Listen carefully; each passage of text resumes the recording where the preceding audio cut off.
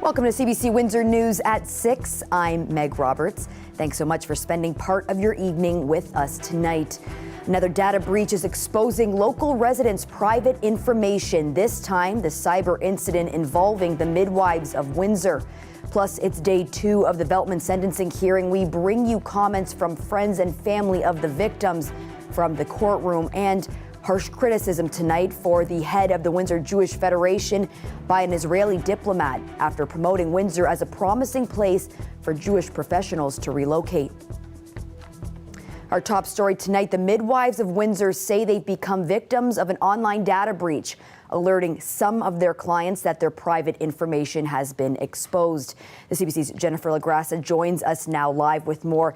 Jen, what do we know about this? So from a notice that the midwives of Windsor sent out to some of their clients, we know that this cyber incident took place in April last year. They say that an email account of theirs was compromised, exposing some client information. It's unclear how many people this has impacted, but I spoke with one mom who has been notified that her information was taken, and she used midwives in 2020 when she had her daughter. In this day and age, it's also not surprising. It's bound to happen. I feel like everybody at some point has their information released or hacked at some point. But it does make me sad for, my 3-year-old who, she's just little and like she's already been exposed to this type of, crime. The notice from Midwives of Windsor, which CBC News has seen a copy of, says that the breach has meant the following information could have been exposed. So that includes name, address, email, date of birth, health insurance information, as well as details about the person's pregnancy. It also says that their child's name and date of birth could have been stolen. The notice said that the midwives sent out says in part, "We are truly sorry this occurred. We have strengthened our defenses to help prevent future incidents." They also ask that people alert them if they do see any suspicious activity because of this, and say that people can file a complaint with Ontario's Privacy Commissioner. In an email, the Office of the Information and Privacy Commissioner of Ontario told CBC News that they were made aware of this breach on November 3rd and that an investigation is ongoing. It couldn't share any more details. Midwives of Windsor told us that they won't be commenting and to direct any questions to their lawyer, but CBC News couldn't find any contact information for the lawyer that they gave. Jen, how did it take so long for them to realize that there had been a breach? Yeah, so one expert that I spoke with says it's pretty common for it to take months before an organization realizes that it's been targeted, as it can be hard to detect, especially if the perpetrators didn't do anything with that information. But the expert says that this is an important lesson of where to store personal information. Email is not a safe place to keep highly sensitive information. You should have more appropriate, secure systems of record that you take out the sensitive information. And that's something every organization struggles with. He says what's most important is how they plan to recover and strengthen their systems. The people that I've spoken to who are impacted by this have been understanding of the situation and just hope that there's continued communication from the midwives. Thanks so much for that, Jen. That is the CBC's Jennifer LaGrassa. A boy whose immediate family members died in a truck attack testified at Nathaniel Veltman's sentencing hearing in London today. The 11-year-old spoke about the loss of his parents, sister, and grandmother in June 2021. Thomas Dagla has more. To hear from young students describing their grief, the Islamic school at this London mosque hasn't been the same for 2.5 years. Ever since the school lost a student, Yumna, killed alongside her parents and grandmother, run down by an avowed white nationalist in his pickup truck. Yumna's young brother was seriously injured. That heartbreak doesn't really go away. So what I hope is people across the country, across the nation can get a glimpse of that. Today, inside the courtroom, the surviving boy's words were spoken by his cousin, delivering the 11-year-old's own victim impact statement, the boy's first public comments since his family's murder. "The offense has made me very sad," he wrote. "I can't talk to my family anymore and make new memories with them. The offense caused me to break one of my legs and fracture my collarbone." We hope that the sentencing will, take a strong action to make sure this is clear. that, terrorism of this nature will not be tolerated in our community. The child's young schoolmates read their own emotional victim impact statements, with one boy telling court, "Some people are going to hate us for who we are, and this guy showed it to us all." The convicted murderer, Nathaniel Veltman, sat in the courtroom expressionless. All of it part of the sentencing process that could still see his attack formally labeled terrorism. We're going to hope to persuade the judges this was not an act of terrorism, that it was an act that was predicated on his mental deficits. Downstairs at that school in London, a part of Yumna Afzal lives on. The mural she painted herself, urging fellow students to shoot for the moon. She and her family are missed by many, their loved ones' pain resonating in court. Thomas Daigle, CBC News, Toronto. The head of the Windsor Jewish Federation is facing some criticism, and it's coming from an Israeli diplomat who's taken offense to a push to get more doctors from Israel to relocate to Windsor. The CBC's Dalton Chen has some more on the controversy. It started with a Facebook post by Dan Brotman, who heads the Windsor Jewish Federation. Brotman was celebrating an online workshop attended by almost 50 Israeli doctors considering relocation to Canada. But Paul Hershen, Consul General of Israel in Montreal, was not impressed. The Consul General suggested in a Facebook comment that Brotman was actively working to weaken Israel's ability to treat its wounded. Brotman says the comment was a humiliating attack. It was very hurtful. I'm an Israeli citizen. I served in the Israeli army, and I essentially felt that I was being called a traitor publicly. I do support the state of Israel in its current war in Gaza. So imagine how it feels to be attacked by your own consul general. That's not what diplomats are supposed to do. The whole point of being a diplomat is to be diplomatic. According to Brotman, the workshop was part of the Federation's efforts to grow Windsor's Jewish community. Brotman says the community is aging and is shrinking. At around 1,000 people, there are fewer Jews in Windsor today than there has been in generations. The Consul General of Israel in Montreal says he doesn't know Brotman or Windsor, but he described Brotman's workshop as cynically exploiting the Gaza conflict. He feels Brotman is the one who owes an apology. I think he's first and foremost acting in his own interests, and I think that he really should apologize for exploiting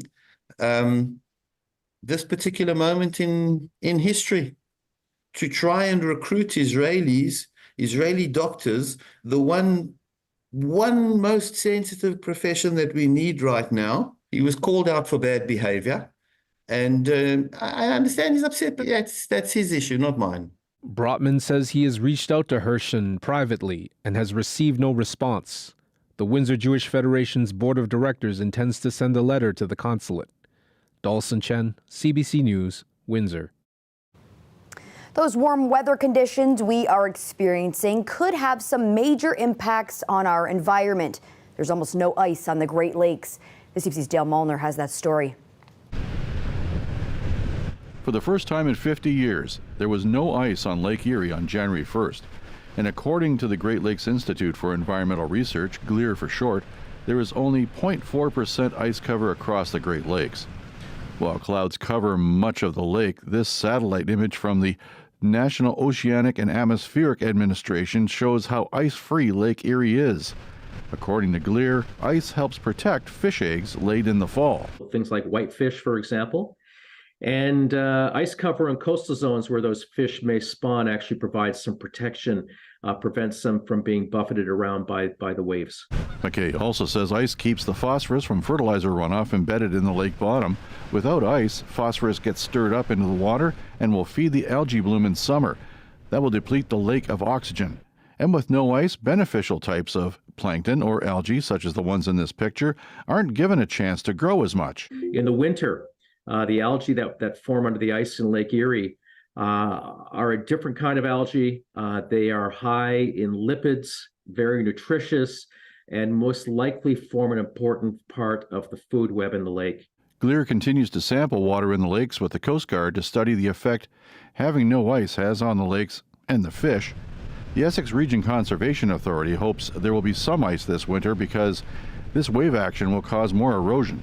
Any areas that have not had any kind of erosion protection put in place, we're going to see some active erosion taking place.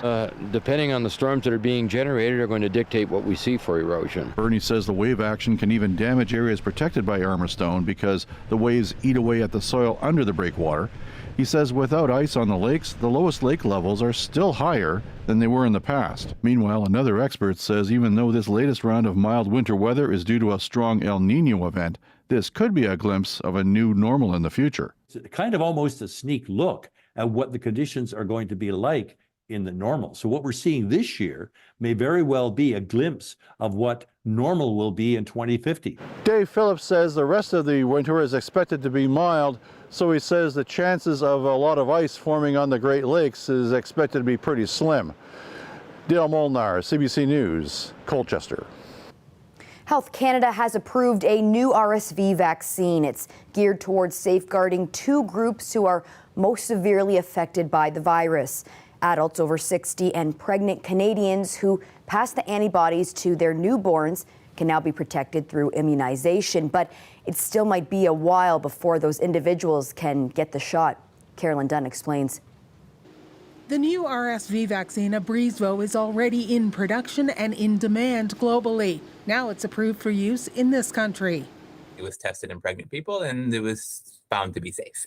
A Canadian first, it's to be given to individuals who are 32 to 36 weeks pregnant. The antibodies are transferred through the placenta, meaning newborns are protected from birth to 6 months. It has been shown to reduce the risk of RSV hospitalization in infants during the first 6 months of life by almost 60%. That holds promise to help ease a healthcare system routinely overwhelmed by pediatric RSV. It's a highly contagious respiratory illness that can have severe symptoms, especially in young children and seniors. The new vaccine is also approved for use in people over 60, the second to get the green light from Health Canada for that use. The head's going to go right there. While approved, the vaccine is not yet available to patients in Canada, and there are still no official recommendations for its use here either. Pfizer says it's committed to bringing a supply to Canada as quickly as possible, but that means negotiating those recommendations with a federal agency and with the provinces about whether there will be a cost to patients. All said, it won't likely be available until at least next fall. If you want to reduce its burden, you need to have widespread vaccination at the population level anyway. And so that's an ongoing conversation that we'll need to have with the public. Its success, say doctors, will depend on uptake. Carolyn Dunn, CBC News, Calgary. Out of all the thousands of books taken out at the Windsor Public Library every year, there's one that was rented out more than any other, and it's Prince Harry's tell-all memoir called Spare. We spoke with the librarian at Windsor's Central Branch who says she's not surprised. It now holds the Guinness record for the fastest selling nonfiction book of all time. It superseded Barack Obama's Promised Land from a few years ago. I think people have just always been fascinated with the royal family and especially Prince Harry. Some perfect weather today to read some of those top library books. Now coming up, we have some more book suggestions and also your weekend weather forecast. Stay tuned.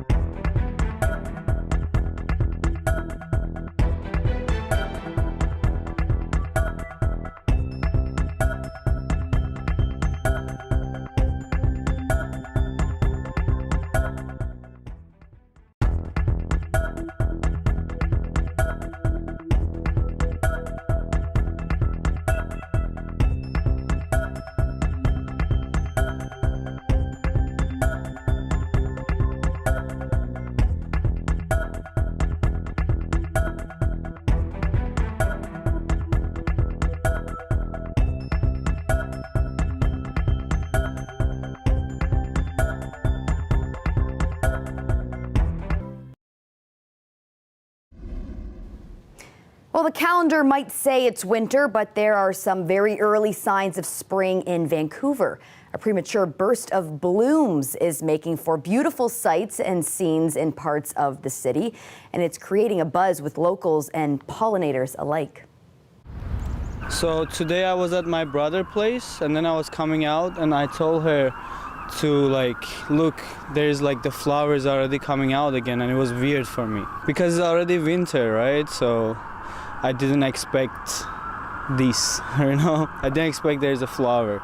Living in the West End, the daffodils and the crocuses always come out in January here often, so that's not quite a surprise, but the magnolias and flowers that don't usually come out till April, that is kind of weird.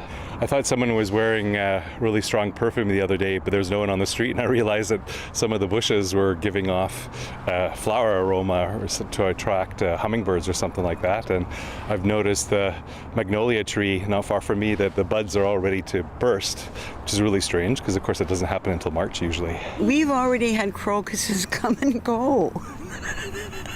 And it's January, right? So yeah, I don't know what to say. And we've got robins everywhere. I'm kind of enjoying it, but at the same time, it makes me very nervous. This is not right. And it's all across the world, I think, climate change. For me, it's also about the insects and the bees, the pollinators, giving them a place to come and have a food source and safety.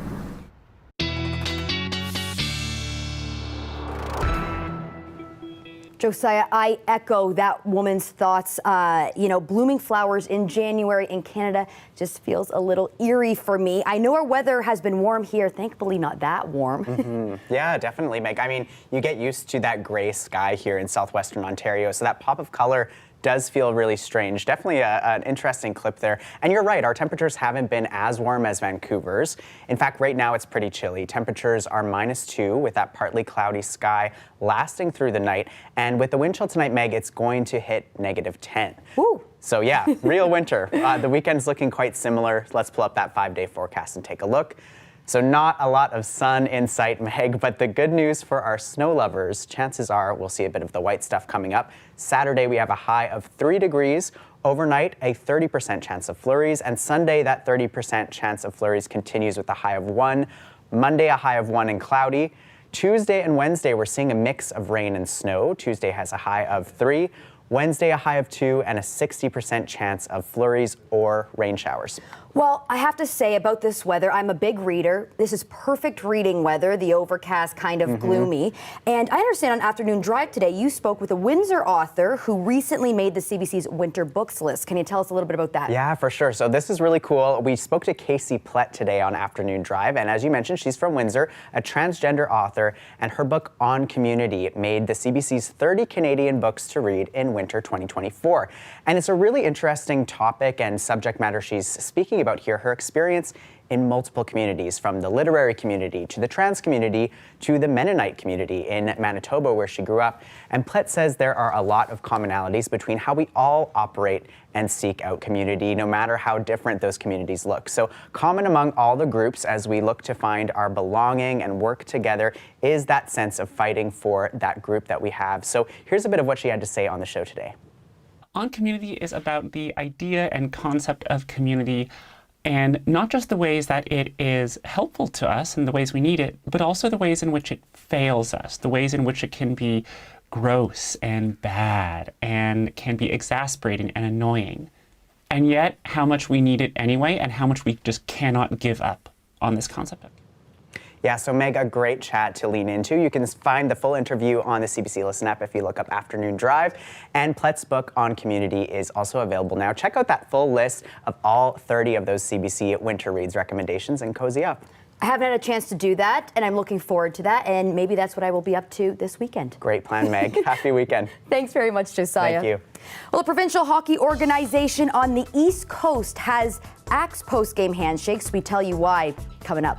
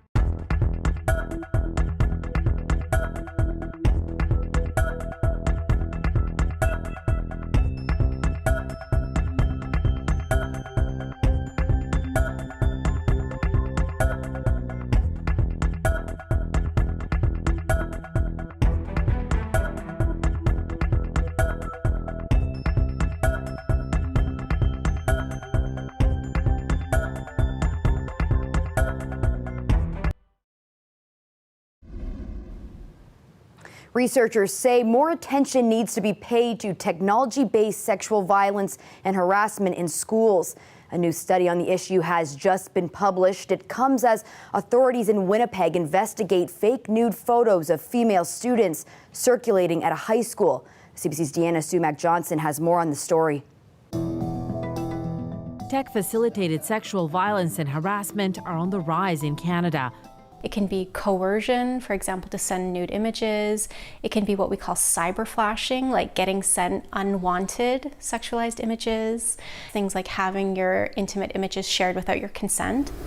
Still, according to a new report, it's rarely addressed in schools, even when teachers talk about cyberbullying. Very few provinces and territories are actually talking about online forms of sexual violence.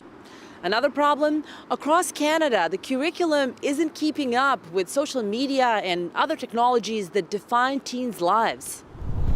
The newest culprit, use of AI to doctor images of teens and use them for embarrassment or sextortion, something that happened at a Winnipeg school just a few weeks ago. It just caught like rapid fire. Everyone was talking about it. This 15-year-old in New Jersey was informed her photos were AI manipulated to appear like pornography on Snapchat. The boy who is believed to have done it got a short suspension. Now the girl is speaking out alongside her mother. She wants to tell her story publicly to push for change. And I was walking through the hallways and I see also these group of girls crying about the situation, and then I see these group of guys laughing at them. And so that's then I stopped being sad, and that's when I got really mad. And my daughter asked me, she said, "Mom, I don't want to sit and pretend that nothing has happened and let them believe that everything is okay, because it's not. I would like to self-advocate." This sexual health expert who gives talks in schools says there's one thing school boards can do immediately. A lot of teachers are given very little support, very little training on this topic. Something teachers tell her all the time. I don't know what's age appropriate. They're really worried about how much information do I give a grade 8 student versus a grade 10 student. Experts say it's also important for educators and parents alike to stay up to date on what technology teens are using, supporting them as they navigate the online world. Deanna Sumac-Johnson, CBC News, Toronto. The governing body of hockey in Newfoundland and Labrador has called off post-game handshakes to ward off post-game fights. The move, though, isn't making everyone happy. The CBC's Terry Roberts has the story. It's a display of sportsmanship rooted in tradition. But these handshakes are taking place before the game. After a ban on post-game glove taps in Newfoundland and Labrador that began in the new year. There are the events that start in the handshake and spill off the ice. Hockey NL says it had to make a change, that the number and severity of altercations during the post-game handshake were on the rise. So Hockey NL's minor council issued a surprising and controversial edict just before Christmas. And there's data to support that theory. According to Hockey NL, Newfoundland and Labrador ranks second across Canada when it comes to incidents, both on and off the ice. One event is too much in the handshake lineup for us, but the pattern of events and the intensity of those events when they do happen, the gravity of them, the ages we're seeing them at, are concerning. This hockey school owner says the post-game handshake is a breeding ground for trouble. I think it's going to take out a lot of the controversy. It's going to actually help out the referees. But there has been pushback, including from coaches and players at the World Juniors in Sweden. The Premier is asking Hockey NL to reconsider, asking for further explanation, and calling its decision disappointing. I was really shocked when I first saw the headline. This sports psychiatrist in Ontario agrees. To change that for a league or a small microcosm of sport because of bad behavior by a few, I think is setting an example in the wrong direction. Despite the debate, the pre-game handshake is the new reality for boys' leagues. Hockey NL says it will decide on a longer-term strategy after this season.